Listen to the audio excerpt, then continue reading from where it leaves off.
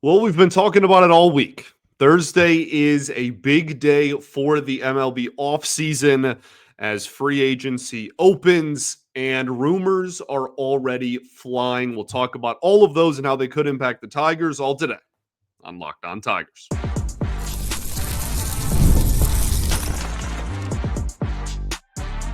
You are Locked On Tigers, your daily Detroit Tigers podcast. Part of the Locked On Podcast Network, your team every day.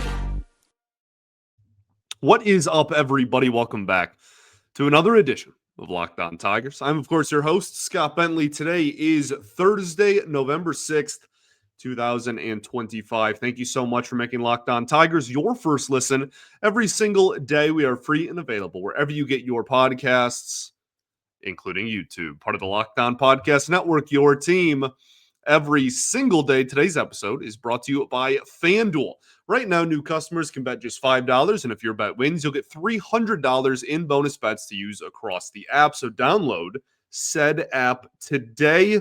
Welcome in, everybody. Happy Thursday here. Big day for the Major League Baseball offseason, as we have discussed all week. Thursday is when a lot of deadlines happen. You got to make a lot of decisions when it comes to player options. You got to technically you can start signing players on Thursday afternoon. Now, we know how the baseball offseason operates, and that is almost certainly not going to be the case. I would love to be wrong. I would love to have a Friday show just riddled with moves, but I think it's safe to say we have enough of a sample size of, all of our entire lives to know that that's probably not going to happen.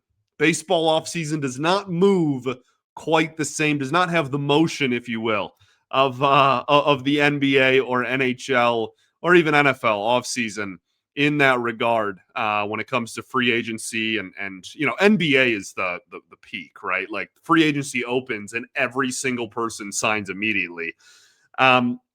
Baseball's different and it is different in a lot of regards. And certainly that is one. So, but again, negotiations will start. There will be more and more rumors. The off-season hot stove, if you will, coined by, a lot of different people over the years. But, growing up, I'm a child of the MLB Network era on cable TV growing up. So that was always a fun time. So there'll be a lot of stuff to talk about going forward and heading into the weekend. Today, there's also still a lot to discuss about what already has been rumored. I wanted to start off by talking about Tarik Skubal. The reason we're starting off with it is because I want to get it over with. And as you all know, I'm already sick and tired of all of the Tarik Skubal mock trade rumors, this, that, and the third. But I think this one, I don't have any issue with Buster Only or like the piece that he put out. Buster Only, ESPN put out a piece on late Tuesday, maybe early Wednesday, whatever. And basically stated that the Detroit Tigers were going to seriously consider trading Tarik Skubal if they got the return they wanted. Sure. He listed the Mariners, the Mets, and the Red Sox as potential suitors in a trade and a potential fit for the Detroit Tigers as a trade partner. This report changes absolutely nothing for me. This does not imply anything. And again, I have no issue with Buster Only. He's just doing his job. He just reports what he is told. Like that's the life of a journalist sometimes. But I can say that this report in a vacuum does not change my mindset on Tarik Skubal going forward literally at all. Everybody's retweeting it and going, OMG, and what is happening? And oh no, they're going to do it or they're not going to do it or whatever. This does not imply that they're going to trade him. It also doesn't imply that they won't trade him. It is just that they will consider it, quote, if they get what they want in a trade. I could say that about literally every player that has ever been traded in the history of everness in any sport ever, for good measure. That kind of rhymes too, measure, ever. Yeah, man. If they get what they want in a player, then they'll trade the player. Shocking development. More at 11. Like I just, and they won't trade him if they don't. All this highlights to me is that he's not untouchable. And I think it's already fair to say, from our perspective here, we already knew that, which is why, again, it doesn't change anything necessarily for me. But now, Buster Olney, one of the biggest baseball reporters on the planet, in that, big five with, like Passan and Rosenthal and Only, you could argue that's kind of the big three.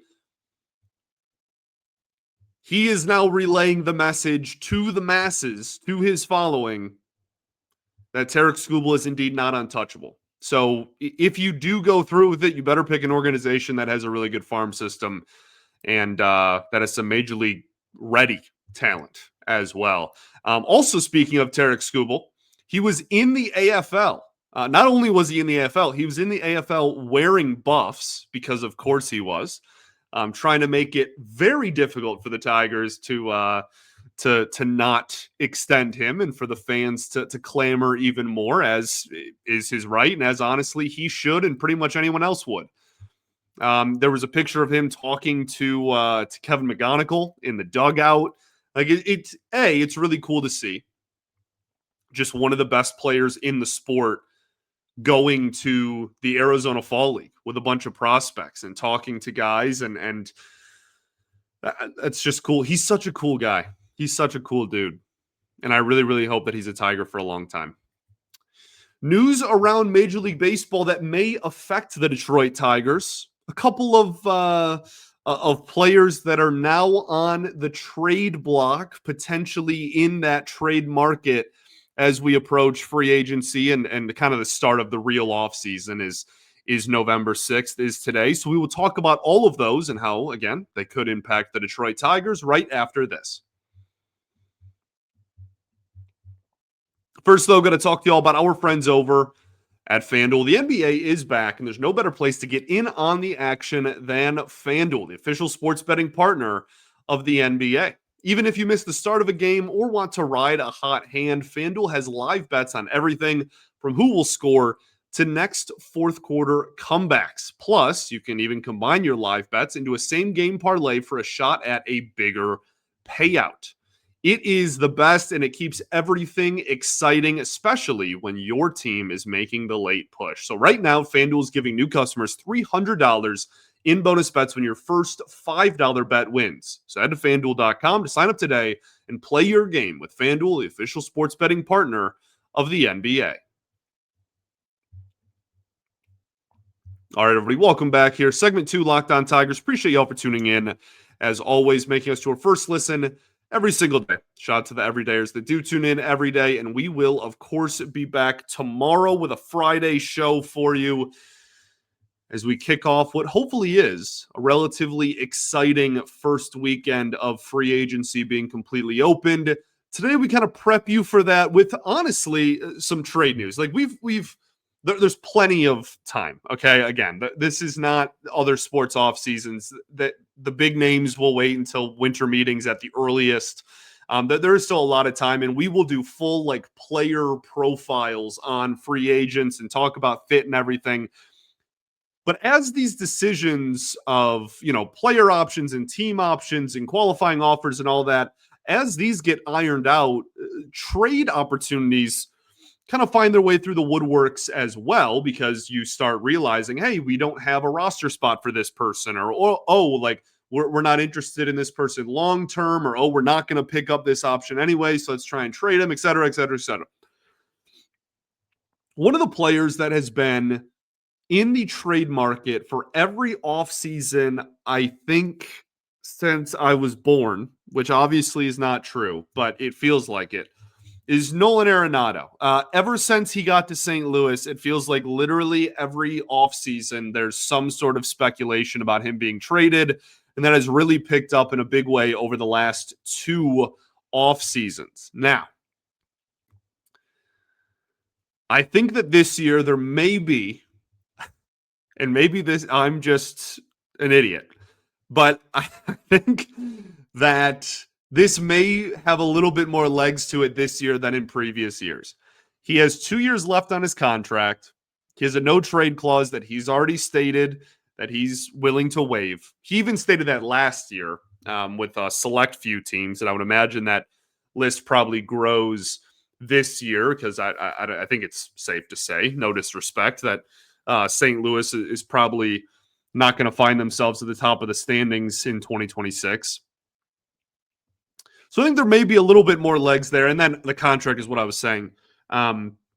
It's, I think, 15 mil and 16 mil in these last 2 years. So, I mean, as salaries and as AAV continues to get higher and higher and higher, that's not a bad price tag for a solid defensive third baseman. Now, this was a big topic of conversation for Tigers fans last offseason. Man, he's still a pretty darn good defender, okay? And he's going to be, in Hall of Fame discussions after he retires. He's one of the most fun players of like this generation in terms of just like highlight reel stuff. Okay, he's incredible. He doesn't strike out very much still at all. I just have zero interest in this, man. It pains me to say I have zero interest, and I had zero interest last year, and people got mad at me. And this year, he then put up a 0.9 F4 season with like a 660 OPS. The power has just been zapped, man. He's had a lot of back problems over the last 3 or 4 years. I'm sure that's a contributor, but he hit 237 with, literally a 666 OPS. And it's not like, okay, the power is completely gone, but he's getting on base and getting hits. I just mentioned 237 average. He had a 289 on base percentage, dude. That is brutal. Like I said, 0.9 F4. The Tigers platoon of Colt Keith, Zach McKinstry, Andy Ibanez, and even Jace Young, who had negative WAR, and I guess like 1 game of Matt Vierling that counts, combined for 1.1 F4 at the third base position for the Detroit Tigers in 2025. So literally the platoon mishmash of just a ton of different players, whoever didn't have a spot somewhere else in the lineup that day, were more valuable than Nolan Arenado in 2025. And he still has 2 years left on this deal. If you get him for like completely free, I guess like whatever, like maybe. Okay, again, he still was graded out as a plus defensive third baseman.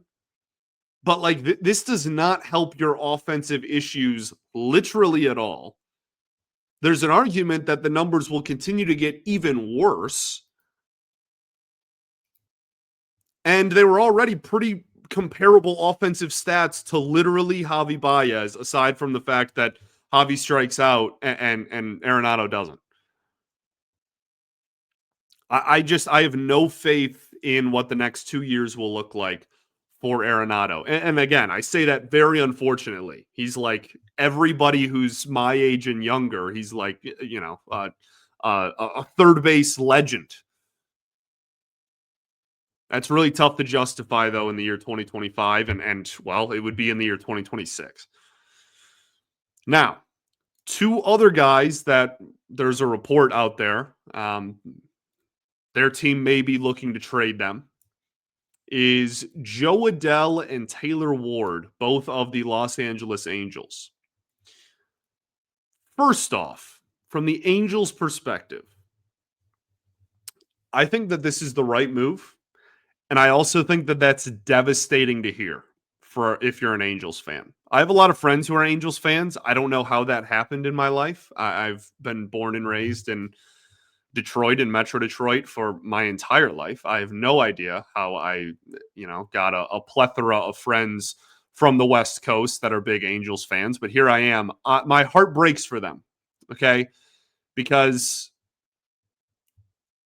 Joe Adell is 26, was a former first round pick, was a former top prospect, still has 2 years of team control left, and just had a 37 home run season.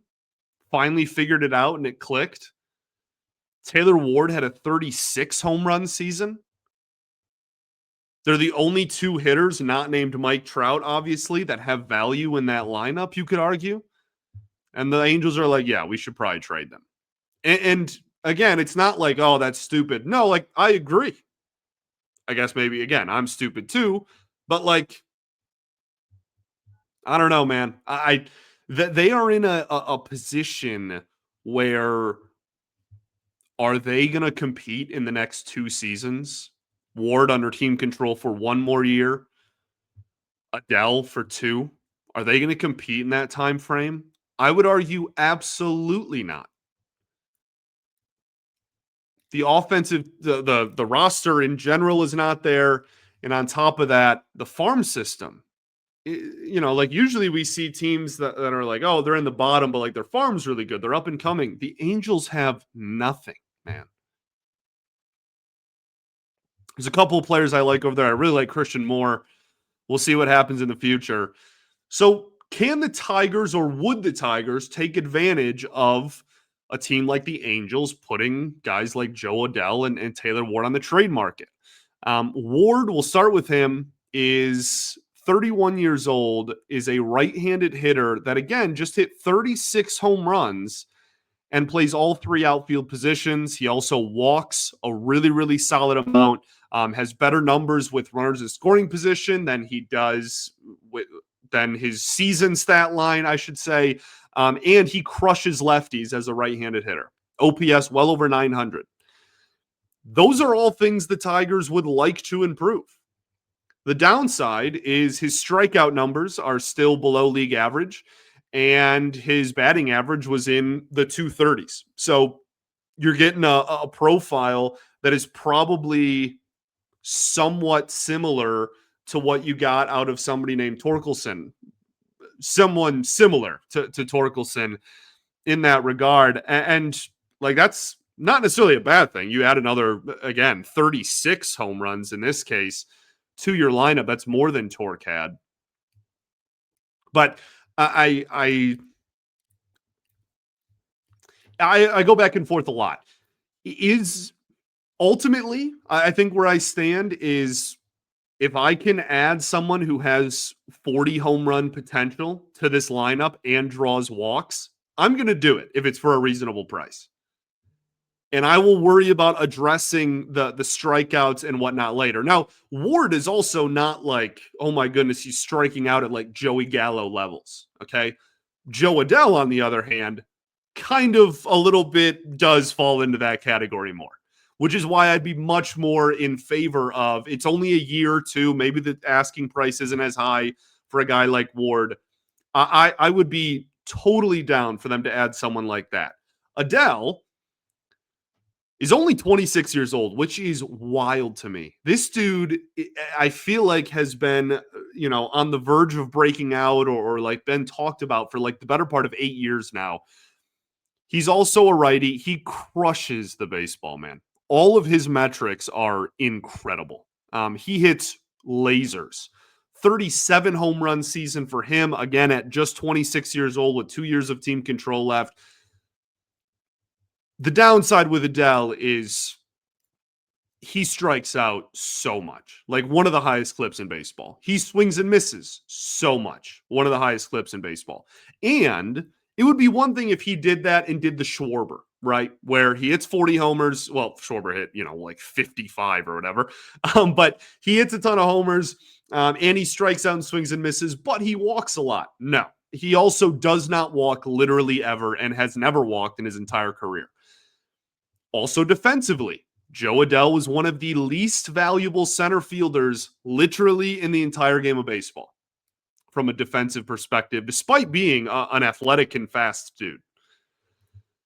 So you can acquire these guys to add power, and you can acquire these guys as right-handed hitters that in an outfield that is full of lefties, you can add a righty to that has legitimate pop and can hit left-handed pitching better. Those are all beautiful things. You can throw them in the corner. Kerry Carpenter can DH anyways.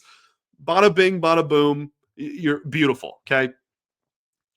I don't know, man. I think they could do a lot worse. And I also don't know if it would cost you an arm and a leg. It just might not be the low whiff rate guy that people want.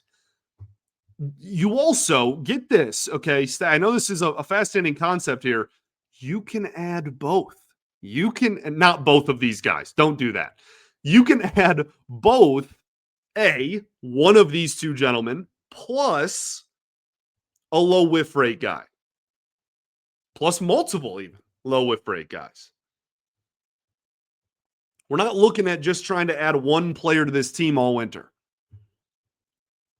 So you add, let's say you add Ward, 36 home runs, around an 800 OPS. Strikes, again, like his strikeout numbers actually aren't terrible. They're below league average, but they're really not like an abomination. It's around 30th percentile in baseball. And you add somebody like maybe Bregman, just hypothetically, stay with me. A guy that has an 820 OPS last year and doesn't strike out or swing and miss hardly ever. Bregman and Ward would have ranked first and third, respectively, in Tigers OPS in 2025, and Ward would have been tied for the team lead in home runs, and they both are righties. You're telling me that this lineup doesn't look substantially different with Ward in right field and Bregman at third base? I'm not saying these are your only choices, okay? I'm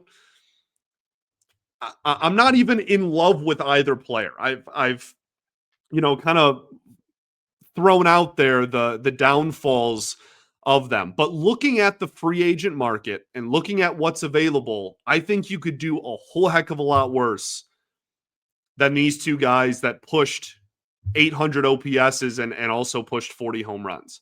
I'm not advocating for it in the sense of like this is the only move that can happen or else this offseason's a failure.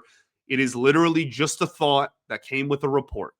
Okay? If you disagree, that is fine and beautiful. I do not need either of these guys for me to be like in on the Tigers in 2026. I'm just saying you could do a lot worse and they might not cost that much.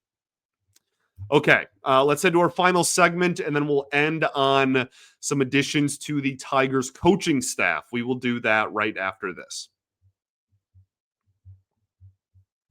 First, though, going to talk to you all about our friends over at Prize Picks. This episode brought to you by Prize Picks. You and I make decisions every day, but on Prize Picks, being right can get you paid. Don't miss any of the excitement of this sports season, whether you're following the NFL, the NBA, or both. There's no better time to jump in on the action. If you haven't tried it yet, Prize Picks is the simplest way to play. You just pick more or less on at least two player stats, and if you get them right, you win. It takes less than 60 seconds to make your lineup, and you can play anywhere Prize Picks operates. That includes California, Texas, and Georgia. I've been using Prize Picks during both football Sundays and NBA tip-offs. It just keeps every game exciting. So download the Prize Picks app today. Use code LOCKEDONMLB to get $50 in lineups after your first $5 lineup. That's code LOCKEDONMLB for $50 in lineups after your first $5 lineup. Prize Picks, it's good to be right. All right, everybody, welcome back here. Third and final segment, Locked On Tigers. Appreciate y'all for tuning in as always. Really quick here, just want to go over some housekeeping stuff. The Tigers did sign two coaches to their 2026 coaching staff. That would be Anthony Sanders of the Baltimore Orioles, formerly of, now obviously of the Detroit Tigers, and Cody Ash, formerly of the Baltimore Orioles. So 2 Orioles staffers. Now, given what the Orioles have done in the last 2 seasons, I'm not sure that it exactly injects a lot of hope and optimism into a Tigers fan base that is coming off of the heels of one of the biggest collapses ever. Anthony Iapose out. We've talked about that over the last couple of weeks at first base coach. Anthony Sanders will replace him. Sanders has been a coach for years now, 4 or 5 years at the major league level, has been the Orioles' first base coach just last season, but has also held a few other titles over the years with the Orioles and the Rockies. Cody Stavenhagen of The Athletic put out a great article that kind of highlighted his path to getting to where he is now. So go check that out. Cody also just like support The Athletic and Cody's work. Tigers territory, all that. Him and Kieran do a fantastic job. Then in terms of hitting coach, now Cody Ash was not, at least currently, brought in to be the like head hitting coach, but I'm not sure I don't know. It's a weird thing that they just have so many coaches, the Tigers do. It sounds like they want to roll with 3 again. Some other people brought back. Michael Berdar was re-signed, so he will be back in 2026. Cody Ash will be replacing Keith Beauregard as an assistant hitting coach next season as well. Ash was the offensive strategy coach for the Orioles in 2023 and 2024 and was the team's hitting coach in 2025. Again, Cody Stavenhagen of The Athletic, great article highlighting his path to get to where he is now with the Tigers as well. There's not a whole lot of redeeming qualities in the Orioles offense in 2025. You look at the reaction from Baltimore Orioles fans when Ash was signed by the Tigers, and it is very celebratory. We'll see what happens. I've tried to highlight this point a lot over the years. Hitting coaches are hired to be fired, right? There are very, very few hitting coaches in baseball that can like completely reinvent an offense that just doesn't have talent on it. Okay. Ultimately, it comes down to the amount of talent you have in the batter's box for every pitch. And I just think the Tigers have lacked in that department for the better part of a decade. So we'll see. But like the Orioles, I mean, literally, they're honestly kind of near the Tigers in a lot of regard. They struck out a lot. They didn't walk very much, and they scored significantly, honestly, fewer runs than the Tigers in 2025. But the Orioles have been kind of a disaster for the last 20 months or so. So we'll see if he can bring a new perspective. Again, other Tigers hitting coaches are staying. Who's to say whether it's going to work or not? We'll see what he brings to the Tigers organization. Gary Jones, sadly, will not return to the Tigers coaching staff either. I'm not even sure exactly what he was the coach of necessarily, other than he was just on the staff. But he's the man. Gary Jones rocks. So hopefully he finds some work somewhere else and, is on to bigger and better things. Other news around baseball. The only other piece of big news we haven't talked about so far is that it sounds like Yu Darvish is going to miss all of the 2026 campaign.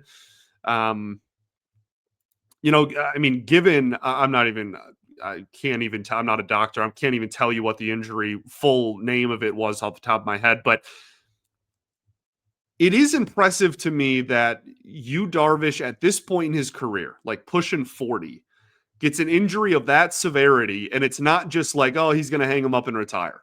Like even just like 20 years ago, 15 years ago, that probably is for a lot of guys in his shoes. But he's, Yu Darvish has 37 different pitches he can throw and is the man. It is so cool.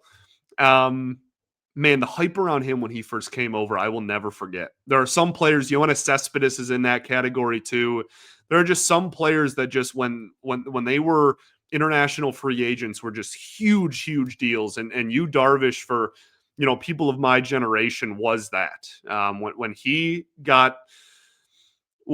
was a free agent for the first time and came over from Japan, I mean, it was a really, really big deal. And wishing him the best. And hopefully this is not the last time we will see him pitch on a major league mound. Thanks for making Locked On Tigers your first listen every single day. Shout out to the everydayers that do tune in every day. And we will, of course, be back tomorrow as we send you off into the weekend with the biggest biggest nose. That's me. The biggest news, rather, that free agency day one will provide us. Peace and love. Going to therapy's dope. I'll catch y'all then, baby. Go Tigers.